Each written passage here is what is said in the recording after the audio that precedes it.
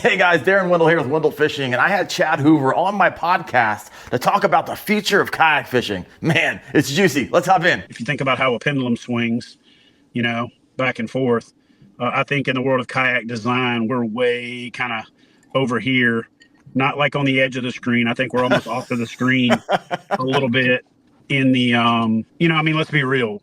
Even the comments show it. At what point is this not a kayak anymore? Oh my gosh, what is all day. what is the blah, blah, blah? And I still firmly believe 100% that we don't fish out of kayaks. We fish out of fishing kayaks, right?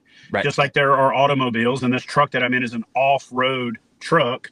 There are trucks for certain things, cars for certain things, and so if you consider the kayak, the thing that we named it because it was the most closely associated with what we did from it, we just redefined a category of fishing kayaks, because this argument has been held for those of us that have been around long enough.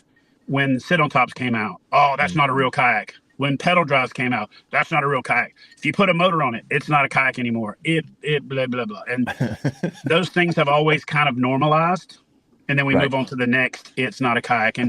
But at this point, we really are in small boat territory. We're in tiny boat nation kind of arena, but we always have been, because none of us got into this to kayak. We got in it to kayak fish. Right. And we were looking for a better watercraft for fishing the way that we fish. And it's only natural that then within that category, it evolves to be a better watercraft for fishing from, even under the guise of being a kayak. So, so when you reached out to me and you said, hey, you know what, you want to do the show? And I was like, absolutely. Like, what do you want to talk about? I was like, well, there's one thing that's right on the tip of the world of kayak fishing right now that's probably the thing that needs to be most addressed. You know what I'm saying? And so, I think that I think I'm somewhat qualified to speak on it, since I've kind of been around and been a part of. You're qualified to speak on it, Chad. Been a part of the evolution. There have been some things that I've driven the evolution on. There's been some things that I've, been a part of. There's some things that have been 100% my idea that I took to a company and like pushed it past the goalie. And I'll be real with you. None of the ideas that I brought to the table for kayak fishing were really revolutionary ideas for kayak fishing. What they were is more, I was in aviation and I thought, well, cockpits on aircraft have adjustable seats. They have adjustable controls. They have adjustable foot pedals. They have adjustable tracks. Let's bring that stuff to kayaks, because it's got a cockpit. Well, if it's got a cockpit, let's make it adjustable. Let's make it where there's accessories. Let's make it where nothing's permanently mounted. Let's make it where this, and this. And then, if you look at, a few of the ideas that I've had have been tracks, adjustable seats, obviously the motor integration, sacrificial keels. The only reason I came up with the sacrificial keel idea is because for a long time I was the guy doing the videos on how to repair your keel. And there's an old country saying that an ounce of prevention is worth a pound of cure. Well, I was doing a pound of cure, and I was doing probably 20 videos on how to repair your keel on your boat when you drug through it. And I'd go to the companies and say, hey, let's fix this. And they would go, well, somebody drags through their hole, that's not covered under warranty, so we sell a new kayak. And I'm just like, that's stupid. You know what I'm saying? That's like if a shoe company made their soles on their shoes wear out faster, they'd sell more shoes. Yeah, just make it thinner. Right. But at the same time, they're probably going to not get very many people buying their shoes. So I was able to convince Wilderness Systems back in the day to be the first company to put that on there, as well as, the adjustable seat and the tracks and some of these other things that are now like commonplace in. Was that the company who started it? Wilderness Systems kind of got it going? Yeah. So they were leading the way back when? When was this? When they had me on their team as their wind in their sails, for lack of a better way of putting it. And let me rephrase that. They were the best in the game at the time. So I decided to join forces with, they were second best. Number one in the world of innovation was Hobie. straight up. Like, they were thinking outside the box. They were putting the best seat on there. And then I thought, well, I could partner with the number one company, or I could get the other companies to pay me to compete with number one. Sure. And looking back on it, it was a smart move for me. And I also felt like I contributed more to the sport that way, because 1+1 with me and Hobie would have been 5. But when I was able to partner with these other companies, it kind of leveled the playing field, for lack of a better way of putting it. So I would imagine they're more eager as well. Right? They were. They want to innovate, want to change. When you're number one, sometimes they don't play defense like they should. They kind of sit in their laurels. Exactly. And I wanted to be on that team.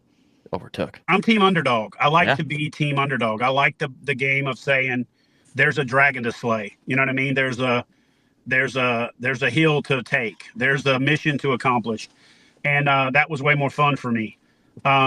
Not to mention, I honestly felt like Hobie should have done a little bit more of an incremental growth to where they went with the pro angler. And ironically, I feel like the sport caught up with and passed the pro angler because it was so far ahead of its time.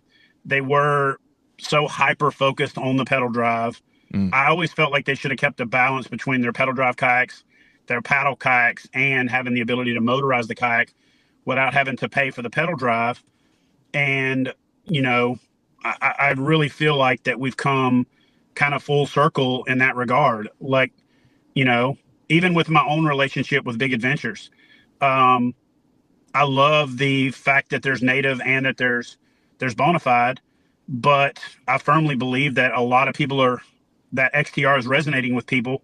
Yeah. Because it's everything that the Titan X is without having to pay for the pedal drive in the Titan X. And I do feel like a lot of people bought that boat because they wanted the 2-motor capability, the extra capacity, the stability, and all those other things. But they had to buy the pedal drive to get it. And you and I've talked about this. I did a video on it. I call it the pedal drive tax. And there was some tongue in cheek in doing that video, because if you bought the boat and you love the pedal drive, present company included, you didn't pay a pedal drive tax. But if the only boats in the space that are meeting what the anglers are asking for are pedal drives, and you don't want a pedal drive, and you're having to buy that boat to get the other capabilities, and then you're either never using the pedal drive, barely using the pedal drive, or didn't even put the pedal drive in the boat, you're paying a pedal drive tax. You're paying an extra $1,000, $1,500 for the boat, because it's not just the cost of the pedal drive itself, but it's the cost of the rudder installation. It's the cost of the handle. It's the cost of the labor. It's the cost of all those things that are built in to making a boat pedal drive ready. Still to this day, it blows my mind when people comment on a YouTube video, hey, will there be a pedal drive version? Will there be a pedal option coming? No, there's not really a way to do that unless you're talking new canoe, where they make a pod, a pivot drive that drops in, the cabling, the flip down, but to me, if you're going to go through all of that, just put a damn motor on the boat. Let's be real. You know what I'm saying? I think by and large, the only time people are avoiding a motor is if there is some type of restriction against it. And when, like when the Hobie BOS came out, people were like, hey, what are your thoughts on them not allowing motors? I said, there's 2 types of kayak fishing tournaments, those who allow motors and those who will. And so far, my crystal ball has been pretty accurate. I said, they're going to do it eventually. I actually think Hobie was smart to not allow it in the beginning, because that was kind of their differentiator. And they had the best pedal drive, so it forced some people to buy pedal drives to be more competitive in their series. And Makes the best one, and if they want the best one, it was Hobie. And I really think it was a mistake to go the other direction and allow motors, to be honest with you. I've been a proponent of motors from the beginning, because I felt like there needed to be a market for motors for the folks that ultimately needed it. For the folks that, let's say you're involved in a car accident, let's say you're involved in a life-changing or altering event, you don't want to be on the other side of the line that you drew in the sand saying, that's just stupid, only fat people and lazy people and this and that and the other use that kind of stuff. So I didn't want to be on the wrong side of that line, and I wanted it to be available for veterans, and I felt like it was the the way forward. Yeah. You know, I worked over 400 trade shows in the first, 7 or 8 years of That's my insane, by the quote way. unquote career. That's insane. Yeah, it is insane. And the number one and number two questions people would ask me when they walked up were, where's the beer go and where's the motor? Those were the things. And so to me, when you look at what people are looking for when they have their initial impression of something, that's the consumer telling you, giving you their unfiltered, snapshot of what they think of that sport. Well, if that's the future of the sport, what new customers are doing and how new customers are thinking, then you got to know that that's where the sport's going to ultimately go. And so because I had that one inclination to power the motors myself, two, the ability to make that happen because I was literally just the total craziest, either God thing or luck thing or whatever you want to chalk it up to. I'm doing a mission in Stuttgart, Germany, and Torquedo is in Starnberg, Germany. Okay. And they find out that I'm there, and the former owner, has his people figure out how to get in touch with me, and they literally called me in my barracks room on base and said, what would it take to get you to come to the Torquedo headquarters? And I got to tour the facility. I got to try the motor out, and I said, I'll tell you what I'll do. If you'll agree to donate XX number per year to Heroes on the Water, I'll promote it for you. Thinking, and I'm being honest with you guys, I thought I was going to be promoting it for somebody else. And then I started using it and I started realizing, I can get to way more places in a kayak with a motor than I can without one. So I got into kayak fishing to catch them where others can't. So the motor will help me catch them where other kayak anglers can't. And I knew that kayak fishing was going to be a big part of fishing, even way back in the beginning. Because I know if the light bulb comes on for me, it's going to come on for everybody. Sure. So there's no doubt it was going to be big. People are always like, do you have any idea that it was going to be this big? I'm like, yeah, I knew how big it was going to be and helped make it big as it is. So I had to believe it, But, honestly, I enjoy paddling. I enjoy the type of fishing where even putting the motor on the kayak is a pain in the ass. It's extra weight. Sure. It's not that usable. Dragging your kayak through the woods, dragging it through, up and down riverbanks and things like that, and getting into places where you couldn't even use the motor if you wanted to, is a big part of my style of kayak fishing. But then again, I really started realizing, hey, in a river, it's kind of a badass, like, hold yourself in position thing. You don't always have to have a shuttle. You can go upstream. So it became more advantageous than I initially thought it would be. So it became more of part of how I fish. And to this day, I still paddle more than most of the people that shit on motors, if we're being real. Oh, I believe you. I was fishing a tournament and there you come rolling through paddling. I'm like, okay, there we go. he's doing what he said, folks. Exactly. And,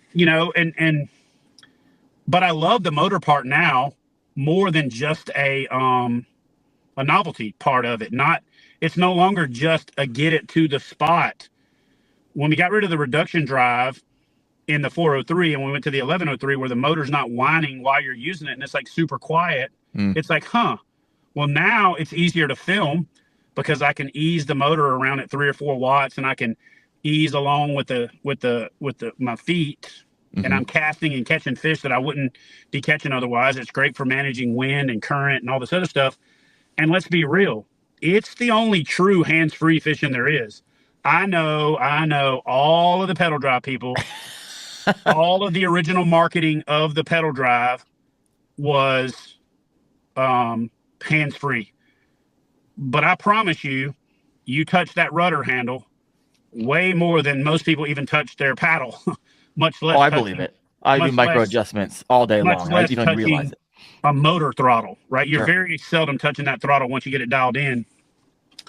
And so to me, what's funny is all the infighting about it because it's not how you fish. It's also funny how, and I'm not trying to be overgeneralizing here, but the vast majority of outdoorsmen, at least under the hook and bullet umbrella, are conservatives. but yet they act like what they accuse liberals of when they start saying you shouldn't do that. Wait a minute, weren't you the person on the Trump post about 6 weeks ago saying government are not telling me how to do what I do or do? But then you're the first dumbass that's on fishing forums. You shouldn't be using forward-facing sonar. You shouldn't be putting a motor on your kayak. You shouldn't be. You're literally a hypocrite when you play that game. And I hate to make this any political whatsoever, but I do think it's funny how on the same Facebook page for the same person, you can see them saying what the government should and shouldn't be doing, what you shouldn't be telling other people how to live their life. Then they do the exact same thing in hunting and fishing and whatever their chosen form of recreation is. So it's a little bit, it's kind of entertaining, to be honest with you, how hard it is for people to see the hypocrisy in that. Yeah. You know what I'm saying? And so for me, I look at it like this. If you don't like motors on kayaks, don't use them. If you don't like bow mounts, get a stern mount. If you don't like a stern mount, get a bow mount. If you don't like either one, get a pedal drive. If you don't like either one, get a kayak. If you don't like either one, play golf. Right. But why are you so concerned with tearing down the way somebody else wants to do it because you don't agree with the way it should be done? It's just like you see a bunch of vegans on hunters pages saying you shouldn't be hunting, you shouldn't be doing this. You don't see any hunters on vegan pages. You know what I'm saying? Right. So it's kind of funny because that's the same thing. To me, the people that are complaining about not using forward-facing sonar, not using this, they don't truly believe this is some kind of existential crisis in fishing. It's just, I don't like to fish that way, so I don't want you fishing that way. That's the same thing as a vegan telling you shouldn't be a hunter. That's the same thing as a vegan telling you should only be eating vegetables. But the hypocrisy of it is you don't see that you're doing the exact same thing that on one side of your neck, you'll talk this way, but on the other side, you're doing the exact same thing. And so for me, I really think we should stop all the infighting within our sport and within the community. Yeah. Which is a good segue into what we're talking about tonight. I firmly believe that we're about at the edge of the threshold for as far as we can go with the boat design for accommodating things other than making the boats more pre-rigged, more ready to fish, right, and things like that. It's just a matter of whether or not the consumer is willing to pay the built-in price of ready to fish, sure, right? And then the other part is, I think the pendulum's about to swing back in the other direction for lighter weight, easier to transport, able to paddle. And I hope that I can be part of driving the sport back in that direction, because there are a few companies that are kind of satisfying or servicing that niche right now. Okay. Where it's kind of funny that what used to be the primary category is now considered a niche. You know what I mean? The lightweight, right, easy to transport, easy to put on top of your car, put in the back of your truck, put on blah, blah, blah, blah, blah, is now the exception, or is now the exception more than the norm. So I strongly believe, and have also shared these concerns with Big Adventures and the people that I have an ability to provide input to, that we've got to focus on that gateway product, that entry level, that more price point oriented watercraft, and one that's easier to transport, the one that's easier for a family of four to pick up 4 of them. Because you ain't buying 4 XTRs, you ain't buying 4 Titan X's unless you like somebody that's going to buy that'll buy a pontoon boat. Right. You know what I mean? So I firmly believe that there's 2 diverging ways we're going to go. We've got to get back to some of the more affordable, lightweight, American-made stuff, because if we don't, we're going to we're going to force the world to rely on the Alibaba boats, sure, which are basically stolen R&D, R&C versus R&D, research and copy instead of research and develop. And they're going to own the consumer loyalty because, and I'm going to say this, and I'll put it out there, and then maybe, when this comes to fruition, which I hope it doesn't, we can refer back to it and go, damn, he called it. It's way easier for an Alibaba knockoff brand to make a premium boat than it is for a premium company to switch gears and go back and try to get back that consumer. If that consumer got into the sport and their loyalty lies with that brand that helped them get into the sport, but now they've got an option that allows them to work their way up that ladder. And so if the American made companies that have innovated us into building the brand, that built the sport, that built the foundation for this, don't evolve, I fear they leave the door wide open for the RNC, the research and copy, to step up into the even higher end, more premium boats, and then we have a real problem, in my opinion. Is it too late? No. Or we're on the precipice of, hey, we're on the edge. We're on the edge, right? That's why I said that pendulum is swinging. We're not right here. We're over here somewhere. Well, but if we don't keep it from going all the way the other direction and off the other side of the screen, we will be in a serious. We will have a problem, because what people don't understand is, like, I'll give you an example. AI is great for what it's great for. The problem is AI, artificial intelligence, is fundamentally dependent on another form of AI called actual intelligence, where the pieces of the intelligence for it to create artificial intelligence from are out there. And these Alibaba brands that are basically cake decorating the pieces that other kayak companies have come up with are not building the actual intelligence. They're basically the form of AI, where they're taking the pieces that are out there and creating a new thing. Mm-hmm. Well, eventually, if you stopped creating actual intelligence, there's nothing for artificial intelligence to pull from. So artificial intelligence will only be as smart as it already is. Right. That makes sense. So to me, if we don't protect those that innovate, and we don't protect those that have built this brands, these innovations, there won't be another generation of them. And so that is my kind of message to the sport, is go ahead and buy that cheaper boat if you want to. I've got a lot of friends that are dealers of, say, Yeti. Mm-hmm. And then they're like, well, we just stopped selling Yeti. Well, yeah, because you started buying, or there's, a product that come out called Arctic that's an exact copy knockoff. Well, of course they can sell direct to consumer, because they don't have to earn that customer. That customer looks at it, it looks Yeti-esque, but they can get it for half price because they're not putting the dealer margin in. Well, what people don't realize is it's real easy. Yeti just says, cool, we'll now sell direct to consumer. That hurts the dealers. That hurts your ability to go pick up that product at a dealer, and you now don't have that support network. Dealers are going out of business left and right around this country, and some of it was warranted. Some of them were not good dealers. Some of them didn't evolve. Some of them didn't innovate. Some of them didn't embrace, rigging and helping with warranties. And, like I'll tell you the story. I had a dealer calling me and say, man, I don't know what to do. I'm about to go out of business. And I said, well, man, I'm going to be honest with you. I've seen 5 or 6 people that I know were a customer of yours on the internet basically squawking for help. Well, yeah, we contacted the manufacturer and tried to help them, but, pretty much after that, there's only so much I can do. Not really.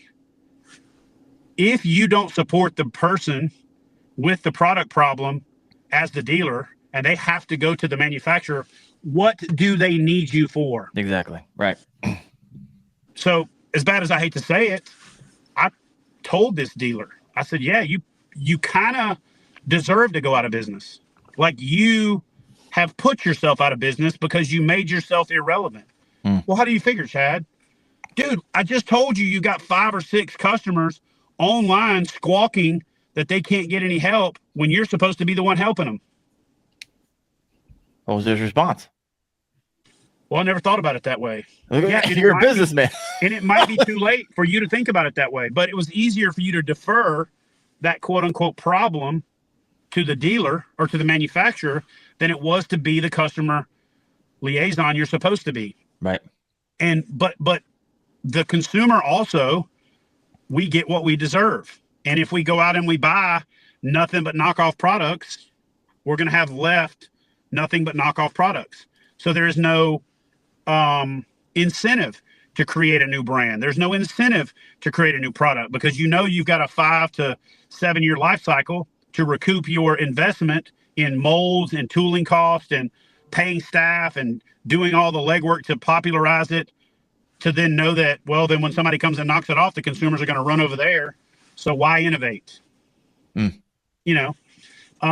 But so anyway, I said there's 2 ways we're going. Right. One, we're going to go cheap.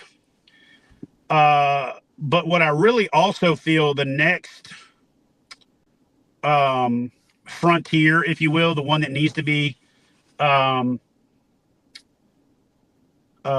addressed, I'm trying to address it with some of my partners. I'm going to start playing in this design pool myself, is motor profile trimmability. In other words, we don't have a single motor in kayak fishing that trims, but there's not a single boat in the world of motorized boats that doesn't trim. I've been squawking for it for 10 years. It's just that there hasn't been enough of the industry that, the consumer has spoken, if you will, that motors are here to stay. And I think now we're in that arena. I think we're at that point. We're past the tipping point where there's almost a motor first approach. It's funny, the video you did with the thumbnail had the Garmin with the years on it. Oh yeah. Like the death of live scope or whatever. 9 years ago, people were posting kayak fishing tombstones with my name or Torpedo on it that we killed kayak fishing. Oh, it's so funny. I gotta go find it now. And now a motorized kayak is more common than an unmotorized kayak. I just went to Mexico. There was 172 people in this tournament in Mexico, and it was less than 35 kayaks that didn't have motors on them. There was 22 kayaks that had 2 motors, and then there was about a 50-50 balance between bow mount and stern mount if they only had 1 motor. Okay. So motors are here to stay. There's no, ifs, ands, or buts about it. But what we need to do is we need to build kayaks that are closer to planing holes than displacement holes. We need to integrate wiring easier. There's no reason there shouldn't be terminals and terminal boards on kayaks so you don't have to run wire through the boat, every single time. I think Big Adventures, New Canoe, were the first ones with the real pass-through ports, or in the opposite order, New Canoe first and then, Big Adventures with those really built-in pass-through ports to where it made wiring the boats easier. Yeah. Hobie provided some hull pass-throughs and stuff but New Canoe was the first one to truly put the pass-through ports in, and then Big Adventures, followed suit with the power link plates. But I think the next level is to actually have terminal boards built into the boat where if I install my motor on the front, I can just connect my leads to the terminal board on the front and then go connect my leads to the terminal board in the back for the battery instead of having to run the wiring all the way through, the boat. And then I think that's gonna happen relatively soon. In the very near future, somebody's gonna make that leap. I also feel like sounds like you know something, Chad. No. Trust me, I've banged my head against this wall for 5 years trying to get somebody to do it. It's really not as hard as you think it is. If you've ever popped open a circuit board and looked at the back of it, those are just like ribbons of silver, copper, nickel, a combination of those alloys or whatever that's run through a circuit board. Well, if we can run power through a microchip or through a circuit board, why can't we do that same thing through a rotomolded hull of a kayak? You know what I mean? Yeah. So I think that's coming. I think somebody's going to make that leap very soon. I'm going to just say, I hope it's Big Adventures. Right. I hope that, the conversations that I've had and saying stuff like this publicly kind of puts it on their radar. I'm going to reiterate it in private conversation like I've been doing for years. But, the next thing is trimmable motors. I've done it. I've built them in the private on my own. I've not wanted to do videos on it because I don't want to, create customer dissatisfaction with the product that exists until there's a consumer viable product. I flirted with the ideas of starting a company that makes it. I just don't want to run another damn company. But yeah, trim is the future.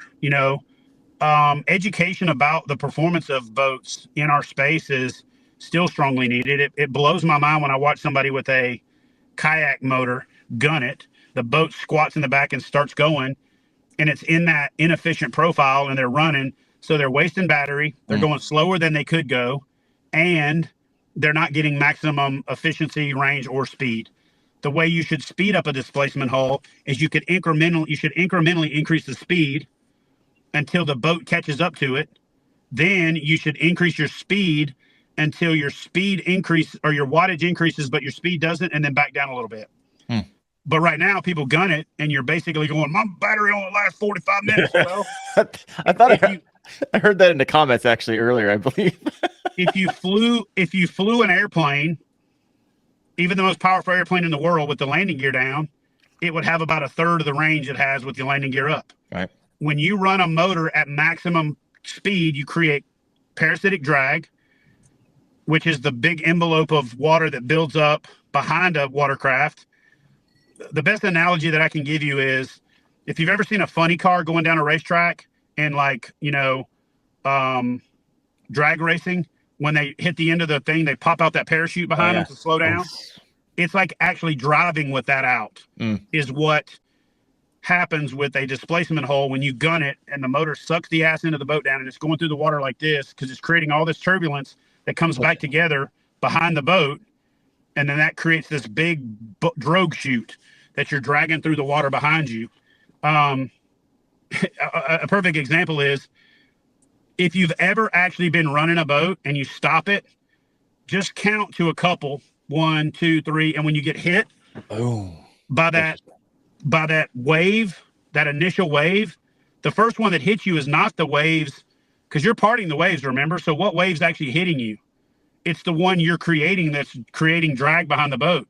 So when you slow a boat down and that wave hits you, that's what you were pulling. Right? Yeah. It's just like if you're towing a car with a tow strap and you're going along and you stop and they don't, and they run into the back of you. They ran into you with the energy you were creating to drag them along behind you, not because they were not under their own power. So when you feel that whomp when you got hit with it, that's the resistance that was being created by you running that motor through the water.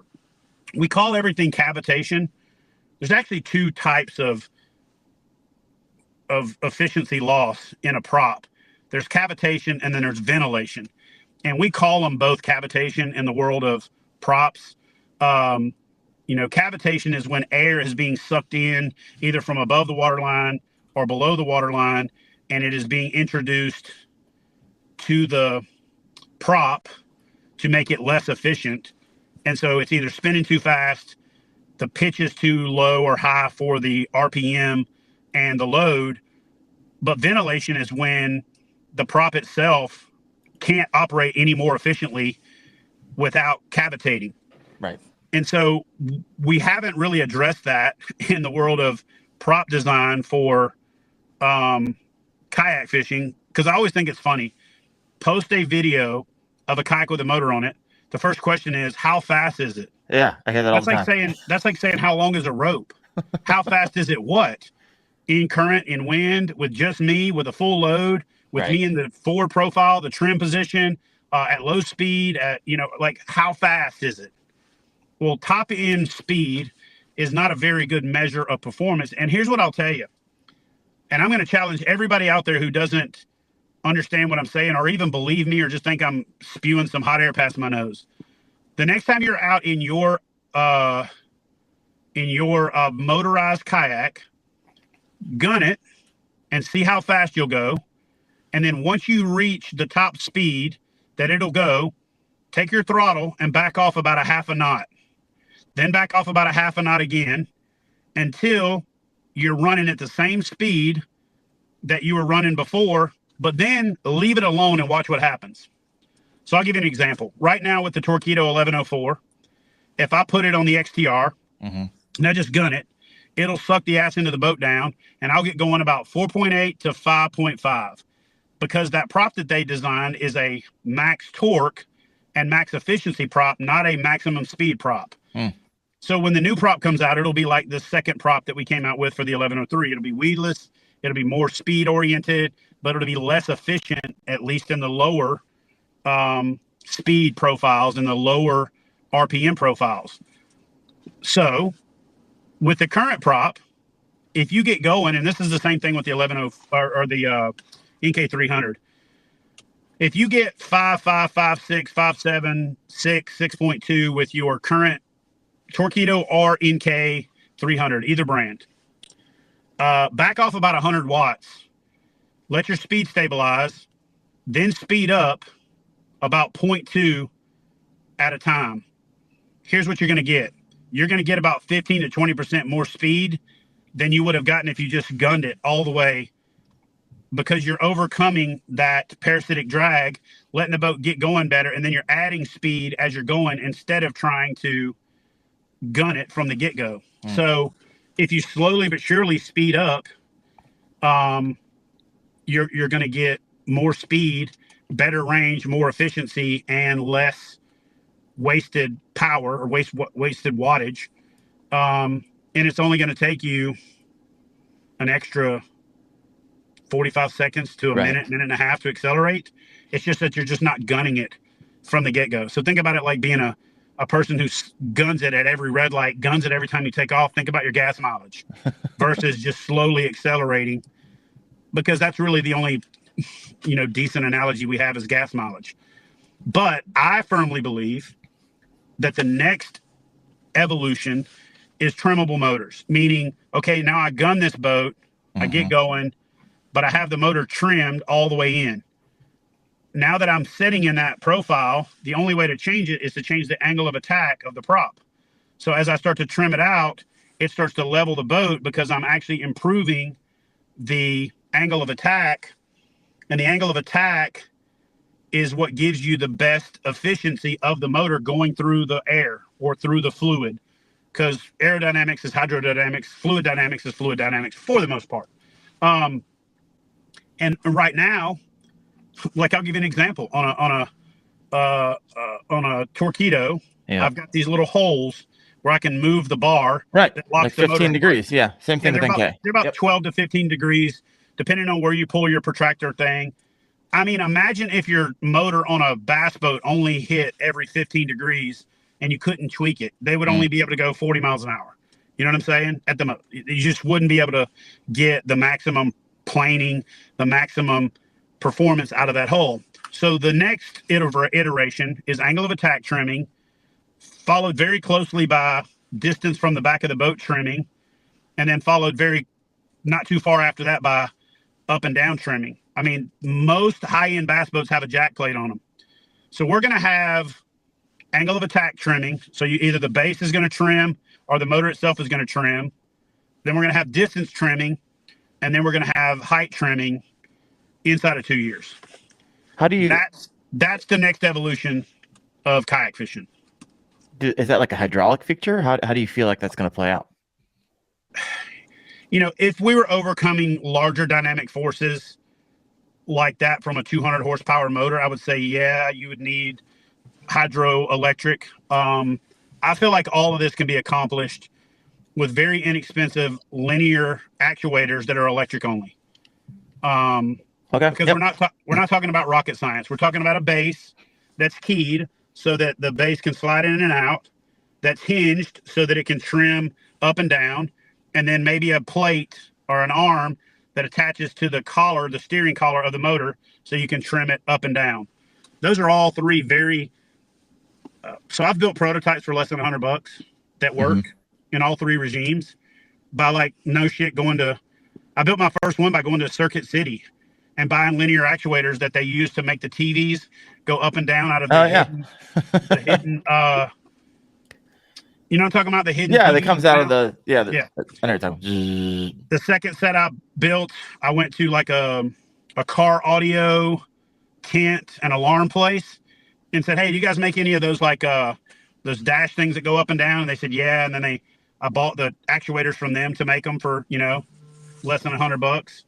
And then, but I've never built because I don't have access to all the machinery for the other variables, a 3-axis, trim, angle of attack, and, linear trim in and out from the distance from the back of the boat. Because what people don't realize is that the further you can get the motor back from the back of the boat, the more it kind of makes your displacement hull act a little bit more like a planing hull.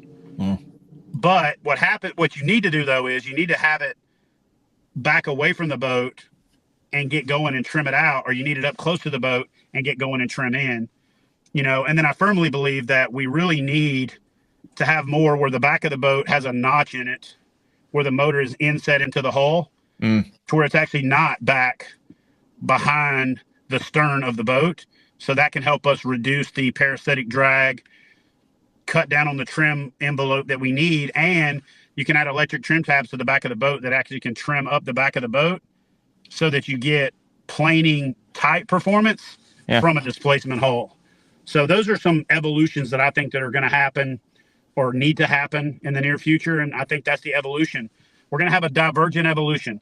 We're going to simultaneously need to be making boats that are lighter weight, easier to transport, easier to paddle, and affordable. While simultaneously investing in the technology to make the ones that we've already created, like your Titan X, your Pro Angler, your New Canoe Unlimited, your Old Town Autopilot, your XTR, all of those upper end kayaks, we need to have the ability to have 3-axis trim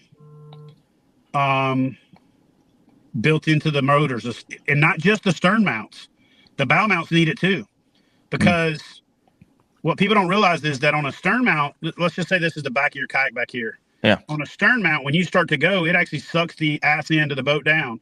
What people forget, or what they don't realize, is that on a bow mount, it lifts. So what does it do? It squats the stern as well because it's lifting on the bow. So if you had a bow mount, when it started going, if it could trim to where it leveled off and didn't squat the bow or the stern, you're going to have a more efficient bow mount. So not only does the stern motor need to trim, actually, the bow mount probably needs to trim more, because the longer the shaft is, the greater the moment is at the bottom where the motor is. So the larger impact the angle of attack has on the efficiency of the motor relative to the orientation of the boat. Does that make sense? Yeah. Is this what you like dream about at night when you're like laying in bed? These are things you dream about? Yeah. You thought about I believe it. You're like, you had this like prepared in your mind for but I've years. lived it. I've lived this. Sure. So and people either don't know or they've forgotten that I actually come from an aeronautical engineering background. I have an aeronautical science degree from Embry-Riddle. I have a cockpit design and ergonomics specialty through some classes. The only reason I don't actually hold a degree that says aeronautical engineering is I was in the Navy and I was doing my school part-time at Embry-Riddle. And to get the engineering degree, you actually had to have laboratories where you were at either Daytona or Prescott, Arizona, Daytona, Florida, Prescott, Arizona, and being on active duty and all the stuff that deploying and all that. I didn't have the time to go do the classes that I would need. And I thought about doing it when I retired, but then I've been chasing this other stuff since then. But yeah, so performance design, product development, that's really the stuff that gets me fired up, gets me excited, gets me, keeps me in this game. Yeah. You know what I mean? And the content creation is really just an extension of me being able to share that passion. And a means to an end to make a living. Like if you never saw my fat ass on TV or YouTube or Instagram again, but somebody gave me a budget to just go live in a laboratory and build shit and test shit and sell it to the world, I'd do it. Really? Like, that shit gets me more jacked up than all this other stuff. This other stuff is a means to the end to be able to do that other stuff. You know what I mean? Okay.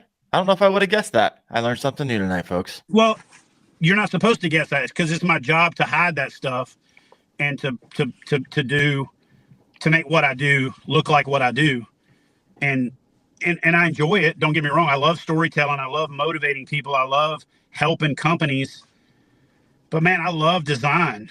Like, I don't know if I can tell this or if I'm supposed to, but I'm just going to do it because Luther doesn't own Bonafide anymore, and Bonafide doesn't do this anymore. But in the early years of Bonafide, Luther built a tank in the back of the Yak Attack headquarters before the location it is now. Okay. And it was a pool, and it had an arm on it with that it drug a boat around in a circle. Okay. And he, but I was involved in it. Like, we made boats out of foam that were scaled down, quarter scale, eighth scale, sixth scale. And then we towed them on that arm around and then put a strain gauge in line with it to measure the efficiency of slight changes to the hull, and just calculated because it's all linear.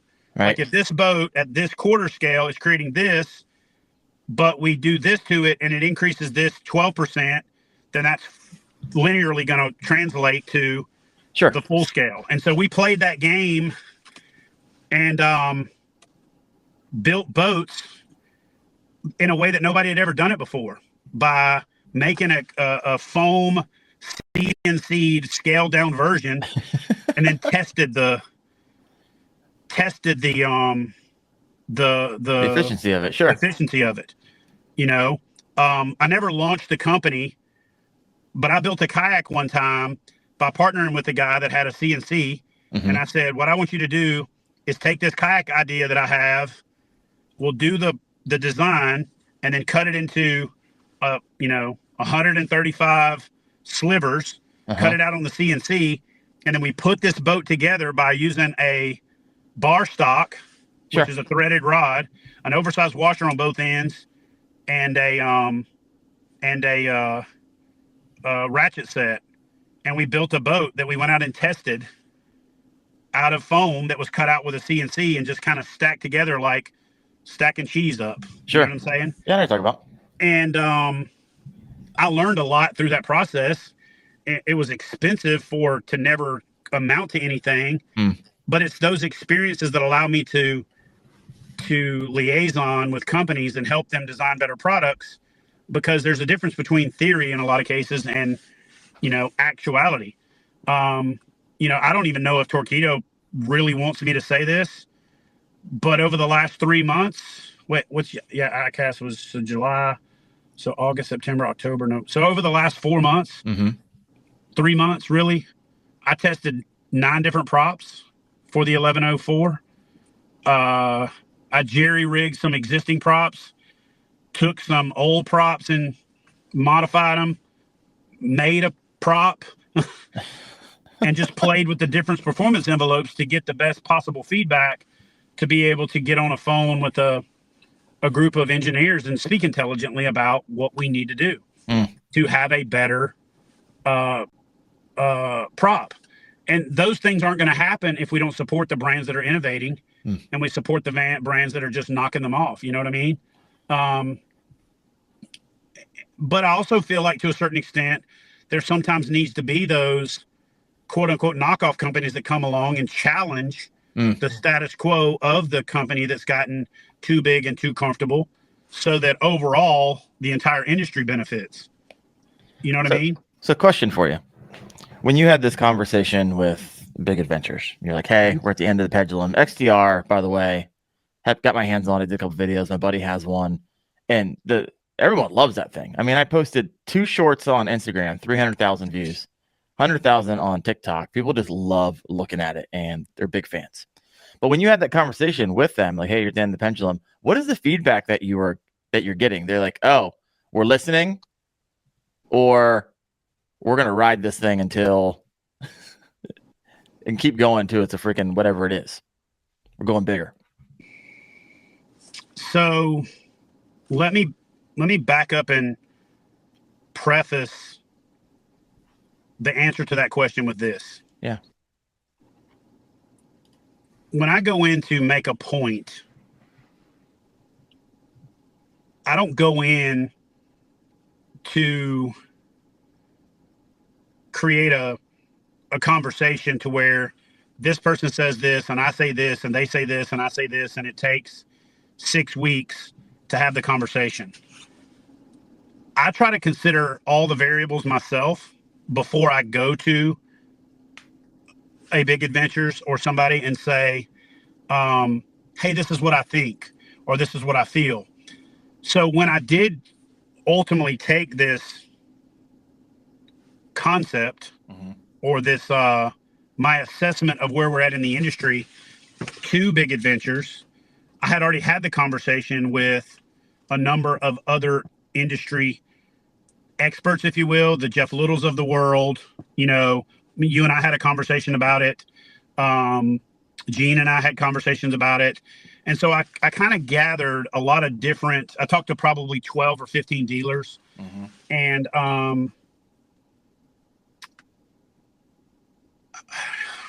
I come in with a very comprehensive argument. So it's hard to not take it seriously, if that makes sense. No, I do the same thing at work. I don't bring ideas. Come in the wind. I didn't come into it saying you're doing anything wrong.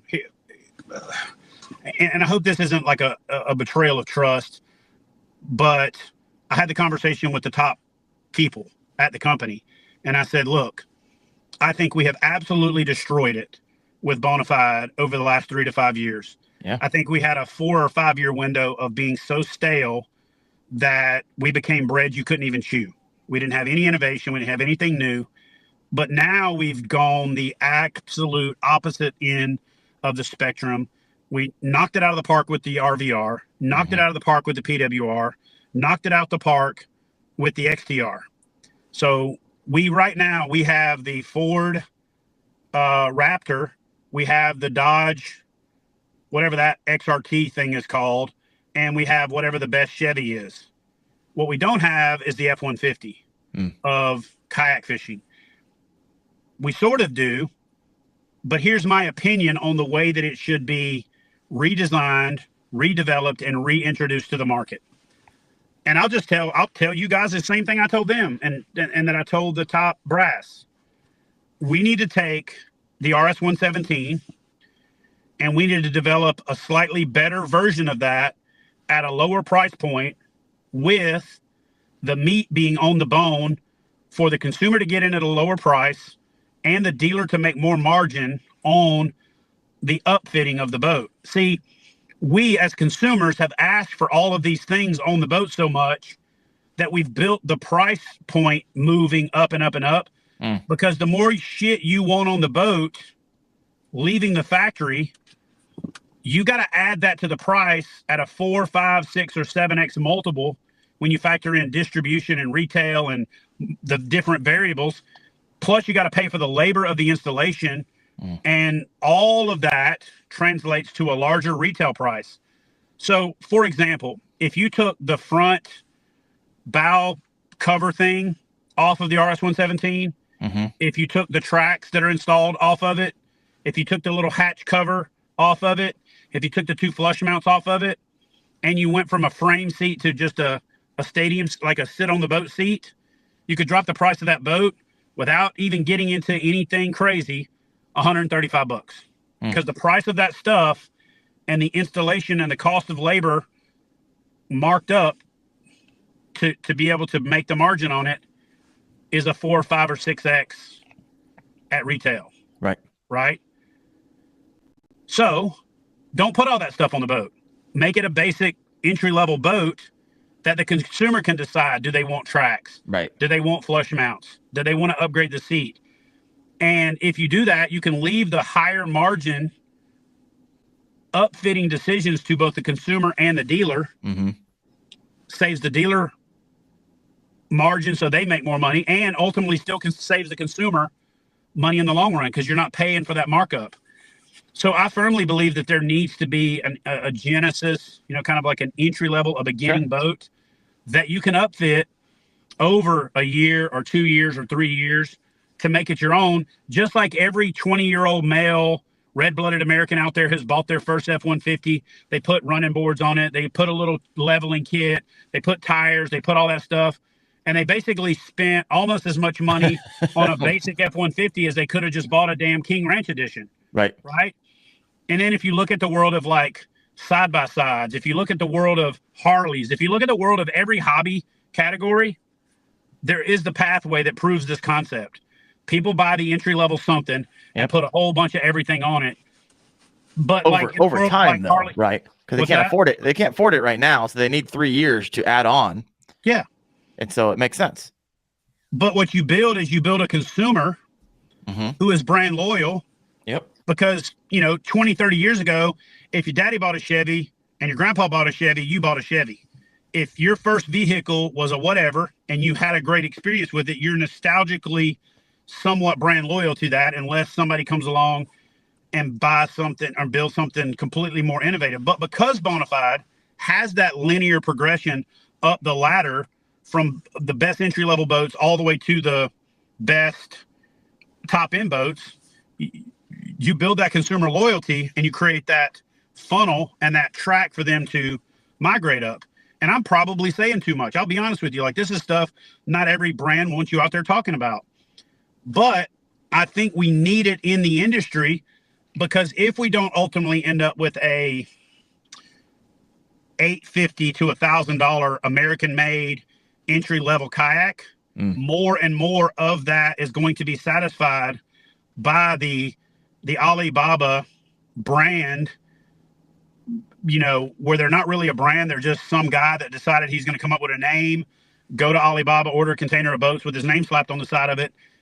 And then when you look at potential trade wars and all this other stuff, let's just say that we decide not to allow imports to be as inexpensive as they used to be. Now you're left with that gap where your only option is a Lifetime or a Bass Pro Shop Tractor Plastics product that really is a good gateway product. Don't get me wrong. But it's not anywhere near the level of quality that a American-made manufacturer could do pretty damn close to the same thing if they're not building in the cost of all of the accessorization, because I'll be honest with you, I hate all the stuff that's already on the boat. Drives me crazy. Part of the fun of kayak fishing is doing that stuff. Sure, modification. Like, I'll give you one battle in the last 2 years that I won. The original PWR had flush mount rod holders on the back of it. I hate flush mount rod holders unless I want them. Right. And if I want them, I want to be able to put them on there. And man, let's be real. If you can't put a flush mount rod holder on your kayak, you should probably not be kayaking. Or if you're a dealer that can't put a flush mount rod holder in a kayak, you shouldn't be a dealer. Right. It's a hole saw, 3 pop rivets or 3 self-tapping screws. That's it. Right. And if you can't provide that service to your consumer, you should probably be selling like disc golf bags or vape. You should become a vape store. So that's the price point for you? Is that 800 to 950? You think that's the gap, at least for big adventures? If they could fill that market? If I could wave a magic wand, I would want a $799 max price entry level boat that had a relatively comfortable, inexpensive seat on it, no accessories, front handle, back handle, side handles, that's it. And leave it to the consumer to add the other stuff to it. To say you want to put flush mounts and 2 sets of tracks on it, you're now into that for $40. Sure. And so now you've got a $840 boat. If you want to put another set of tracks on it for $30, now you're in it for $870. But if you have that stuff installed at the manufacturer level, it's harder. Now, I am going to tell you, and sound somewhat hypocritical when I say it, the more expensive the boat is, the more tolerant I am of the stuff being installed, because the designs are they're smarter. They're not designed to be universal. So there's only really a place for certain things. But when you've got that base level boat, there's a lot more flexibility for where things can go and not go, because it's more of a blank canvas. The more specialized the design gets, the more I think it should include the traction pads, the rod holders, the decks, the locations for your wiring pass-throughs and all that kind of stuff. But yeah, I firmly believe, and I'm going to continue to push for, and let me say this. I only had this conversation one time, and Big Adventures leadership was like, hell yeah. Let's have that conversation right after we fulfill the dealer wave of all of the stuff Sure. that's now. Let's get ready. Let's put that on the table for discussion at the right time, which is around now into the first part of the year, for being able to pull that product off whenever it will make its way to the market. But simultaneously, I still stand by, and I will still say, all things considered, until that happens, the RS-117 is still the best value kayak on the market, where it's not overpriced, it's not inflated. You're paying for what you get, but you're getting a lot of things in that price that I don't think necessarily need to be included in it, but it's still the best value on the market. And I don't understand for the life of me why somebody would pay $1,000 for an Alibaba boat with a cheap, uncomfortable, god-awful, horrible seat and flimsy ass product, flimsy tracks and flimsy everything, when you could buy an RS-117 for $134 more. Yeah. Other than you just don't know. Well, yeah, exactly. Well, and here's the other part. Big Adventures doesn't do a great job of advertising and marketing and promoting that boat, because they have all of these other high-end, better margin, more sexy, offerings. And Sure. that was part of the conversation. We've got to market this boat that we have in the lineup better. Hey guys, hopefully that was helpful for you. This podcast was one of 78 that I have up online right now. You can check out that playlist right there. Thanks for watching. See ya.